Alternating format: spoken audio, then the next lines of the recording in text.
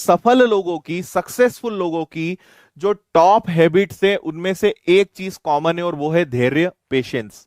रखना ही पड़ेगा आपको, है ना। क्योंकि आपके हिसाब से देखो, धैर्य की जरूरत कब पड़ती है? जब चीजें अपने हिसाब से नहीं होती, है ना। हमें लगता है यार पेपर बहुत अच्छा गया लेकिन नहीं हुआ, है ना। 2 पेपर दिए, 3 पेपर दिए, नहीं हुआ।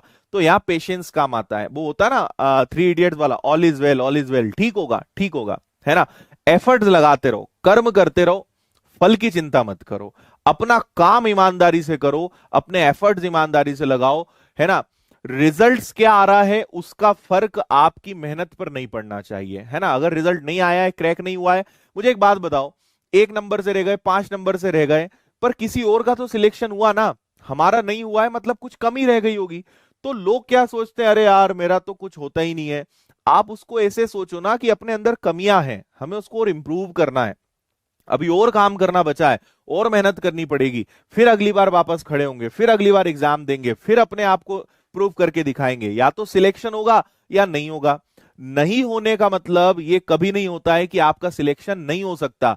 नहीं होने का मतलब है कि आपके अंदर कुछ कमियां हैं, वो कमियां ढूंढो, उसको सुधारो और अगले एग्जाम में उसको ठीक कर दो, सिलेक्शन हो जाएगा। तो व्यक्ति कोई भी परफेक्ट नहीं होता है, कोई भी ऐसा नहीं होता है कि जिसके अंदर कोई दिक्कत ही ना हो, कोई वीकनेस ही ना हो। बस 2 ही प्रकार के लोग होते हैं।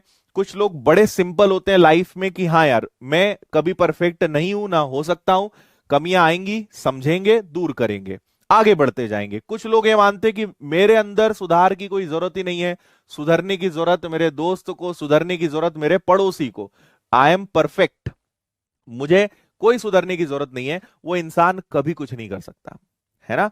तो पेशेंस रखिए, पेशेंस इज वेरी इंपॉर्टेंट, बहुत ज्यादा जरूरी है। क्योंकि हर समय हर चीज आपके हिसाब से नहीं होगी। आप एक एक महीने इंग्लिश पढ़ोगे और 1 या 2 मार्क्स बढ़ेंगे, बड़ा बुरा लगता है, अंदर से बड़ा इरिटेशन होता है, गुस्सा आता है, फ्रस्ट्रेट होते हैं। लेकिन याद रखिए, this is all about part of this journey, है ना। ये जो आप जर्नी कवर कर रहे हो, ये सब उसके ऑब्स्टिकल्स हैं, ये सब उसका एक पार्ट है। इतना काम करोगे और रिजल्ट इतना सा मिलेगा। और ये सिर्फ आपके साथ नहीं होता है, ये सबके साथ होता है। So never think about this कि यार मेरे साथ ही ऐसा क्यों हो रहा है, ये सबके साथ होता है, बस पता नहीं होता आपको। तो आपको लगता है कि मैं ही क्या मैं ही बेकार हूं या मेरे अंदर ही कमियां हैं, ऐसा नहीं है। This is part of journey. ये सेंटेंस हमेशा याद रखिएगा। आप एक ऐसे रास्ते पे चल रहे हो जहां पे दिक्कतें बहुत आएंगी, है ना। और आप, मैं बोलता हूं, मैं एक ही चीज पूछता हूं उन लोगों से जो बोलते हैं सर मेरा कभी एग्जाम निकल पाएगा कि नहीं, या बैंकिंग एग्जाम्स में कभी निकाल पाऊंगा कि नहीं, या सर ये काम बहुत टफ है क्या। मैं एक चीज पूछता हूं, यार मुझे बताओ कौन सा काम आसान है? कौन सा आज की डेट में ऐसा काम है कि जहां पे आपको कुछ करना ही ना पड़े और लाखों मिल जाए? बताओ मुझे, पूरी लाइफ आपकी सेट हो जाए, सिक्योर हो जाए। कौन सा ऐसा काम है जिसमें मेहनत ना करना पड़े, जिसमें कंपटीशन ना हो, जो बड़ा आसान हो और लाखों मिल जाए? मुझे बता दो। कोई ऐसा काम नहीं है।